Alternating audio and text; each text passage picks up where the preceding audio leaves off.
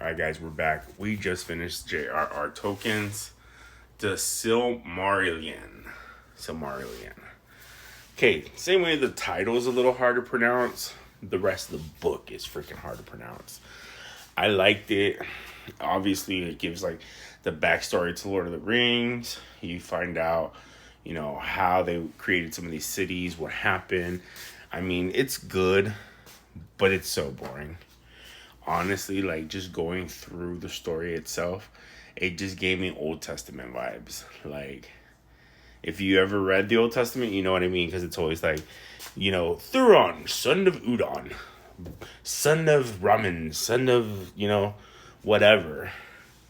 And that's the way the whole book is. It literally just gives you like the background story of how everybody's tribe or community grew, how they moved, how they found their location. Eventually gets us to where the rings are made, and we see that first battle, and it explains everything. It's kind of a trip because I have to go back and forth because a lot of these names, they're linked to the movies. They're linked to the original storylines of The Hobbit and things like that. And because elves live so long, a lot of them were already there.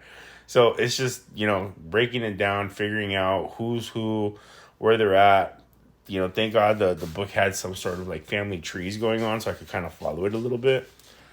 But this was probably one of the hardest reads I've done in the last 2 years.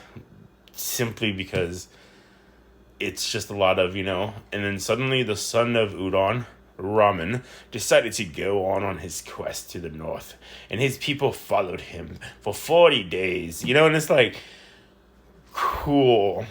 But hey, I'm now educated in the background lore of, Lord of the Rings. There we go. Do I recommend it? Not unless you're really big into Lord of the Rings. This is probably like my lowest ranked book I've ever done, just because it's like, there's no real plot, there's no real storyline. It's just a bunch of little stories gathered together, put in one book.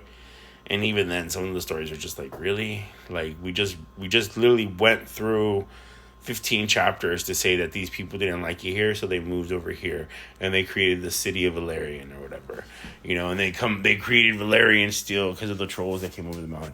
Cool. It's boring.